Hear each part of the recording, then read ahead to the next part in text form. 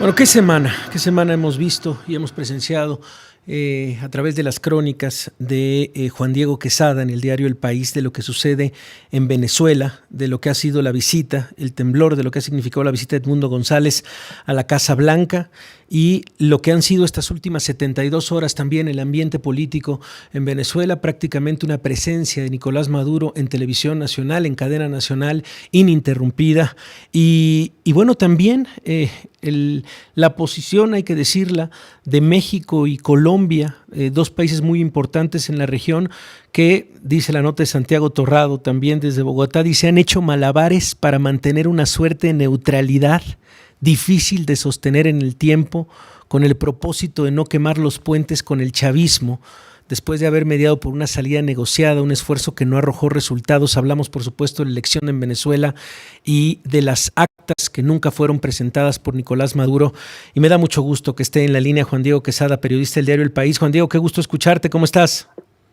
Hola Javier, hermano, ¿cómo estás? Qué gusto tenerte por acá. Bueno, pues muy informados a través de tus crónicas, del trabajo que has realizado desde Venezuela. Primero, un poco explicarle al público mexicano el por qué por qué nos tiene que importar lo que sucede en Venezuela para toda la región. Cómo es tema de un diario como Globo, cómo es tema también de lo que sucede en los periódicos argentinos, también en los periódicos colombianos, lo que sucede también en los diarios mexicanos y la cobertura que le hemos dado. ¿Por qué esta relevancia en este momento de Venezuela, Juan Diego? Primero porque con la llegada de Hugo Chávez, el Venezuela ganó una gran atención mundial, ¿no? Era un líder muy peculiar que llegó con aquella idea de la revolución bolivariana, un poco enganchada con el castrismo, sin ser eso exactamente. Entonces polarizó muchísimo el debate público, porque él, según él, representaba, ¿no?, como la llegada de los pobres y los desfavorecidos al poder. Entonces, con ese mensaje, pues polarizó mucho la sociedad venezolana y esa polarización pasó al resto del mundo. Después, con la llegada de Nicolás Maduro, que fue quien Chávez eligió antes de su muerte, ha vivido una crisis continua el Estado venezolano, en parte por las sanciones, en parte por un mal manejo económico y un desastre en general de manejo del gobierno. Esto ha provocado un exilio de varios millones de venezolanos que básicamente se han repartido por el continente entero y ahora creo, salvo que me rectifiques, que son la nacionalidad que más cruza la frontera con México. Entonces yo creo que tiene dos puntos. El asunto ideológico, romántico, la eterna batalla izquierda-derecha, aunque ya la izquierda también está renegando de Maduro, ahí está. Y lo segundo, lo práctico, ese éxodo venezolano que, de seguir Maduro en el poder, todo el mundo pronostica que va a hacerse mayor. Sí, ¿y qué ha pasado en los últimos días? Vimos, por supuesto, la presencia de Edmundo González en la Casa Blanca y prácticamente eso fue la gota que derramó el vaso y lo que se ha convertido también en una persecución desde Venezuela, la oposición en este país. ¿Qué ha sucedido en las últimas 72 horas? Desde el gobierno de Nicolás Maduro y desde la oposición, Juan Diego. Pues en paralelo se ha dado que Edmundo empezó una gira por Latinoamérica a una semana de la toma de posesión. Empezó en Argentina, su siguiente parada fue Washington, donde se vio con Biden, y en paralelo el gobierno chavista no se ha quedado parado y está ejerciendo una represión brutal sobre críticos, sobre ciudadanos extranjeros a los que detiene para hacer una bolsa no sé si llamarlo rehenes, pero sí puede ser, para después en cualquier negociación poder usarla.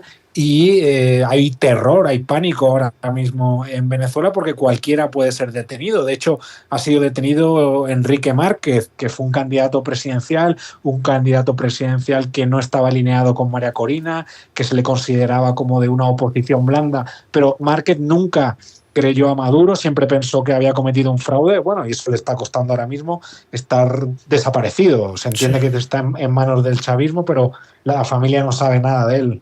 Sí. Así está la situación.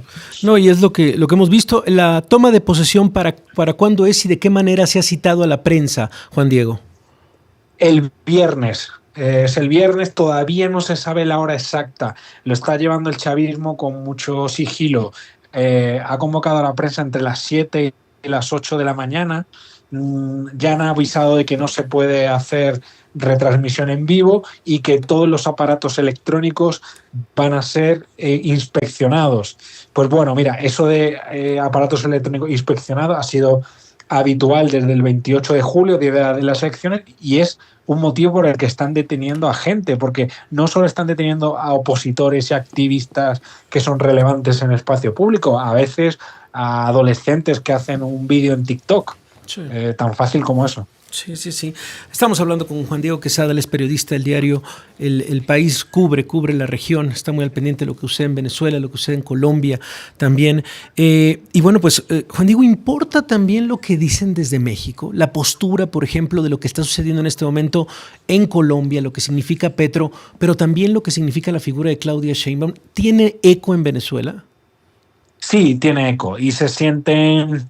Eh, como están en esa postura tan ambigua, tanto Petro como Sheinbaum, molesta mucho a la oposición, la verdad. Sienten una desconfianza muy grande hacia estos dos gobernantes, igual que la sintieron hacia López Obrador. Es verdad que ellos tampoco tienen en su mano una solución inmediata en el asunto venezolano.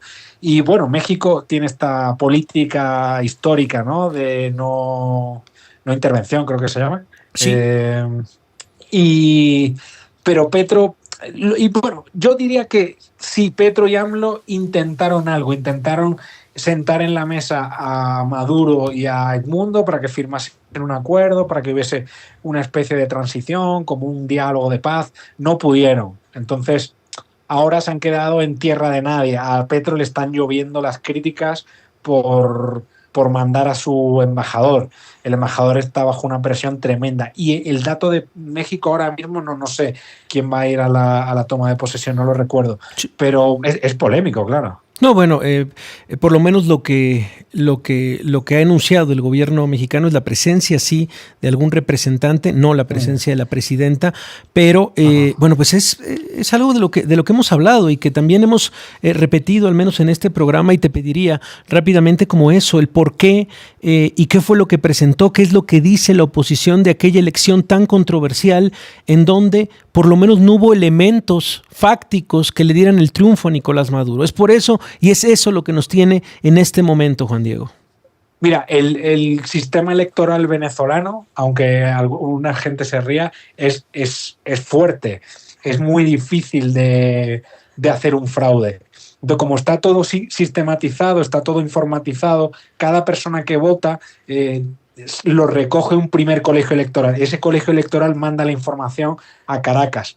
Y en Caracas, el ente recibe al final una copia del resultado. Esa copia del resultado, históricamente, había un representante de cada partido con el presidente del órgano y ahí se veía quién había ganado y era un cómputo limpio, sin manera de poder hacer fraude.